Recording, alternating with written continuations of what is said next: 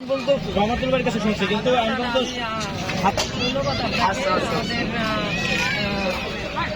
আমাদের আপনি বললেন না তো অমৃত মানে অমৃত আগে ছিল ব্যান হয়ে গেছে ভালো গেল না। তিনি আসা উপলক্ষে আমরা এখন পর্যন্ত আমাদের নেতাকর্মীর মধ্যে সুন্দর উত্তেজনা বয়ে থাকবো এবং আমরা তার ধারাবাহিকতা ক্যাশ গেঞ্জি তারপর ফেসবুক ব্যানার এগুলো দিয়ে আমাদের নেতা যে আসবে নেতাকে দেখানোর জন্য মাঠে আমরা উদ্ভূত হব এবং ইনশাল্লাহ সেগুলো মাঠে জনসমুদ্রে পরিণত হবে। কারণ আমাদের নেতা দীর্ঘদিন পর এই বরিশালের মাটিতে পা রাখছে। আপনারা জানেন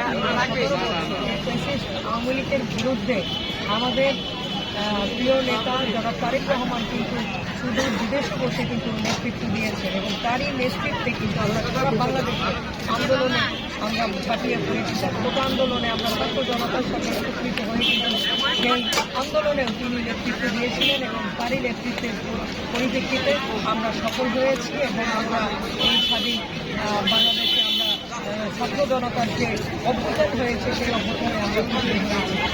তারই ধারাবাহিকতায় আগামী 12ই ফেব্রুয়ারি যে নির্বাচন হবে সেই নির্বাচন উপলক্ষে আমাদের আমাদের এই বরিশালের মাটিতে পা রাখবেন এবং এই পার্কের মাঠে সভাপতি তিনি ঐতিহাসিক বক্তব্য দেবেন এবং আমরাও নেতাকে দেখিয়ে দিতে চাই এই বরিশালের মাটি ধানের শীষের ঘাঁটি, এই বরিশালের মাটি খালেদা জিয়ার ঘাঁটি, এই বরিশালের মাটি তারেক রহমানের ঘাঁটি।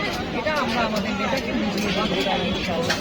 আগামী 12ই ফেব্রুয়ারি যে নির্বাচন হবে সেই নির্বাচনে অবশ্যই আমাদের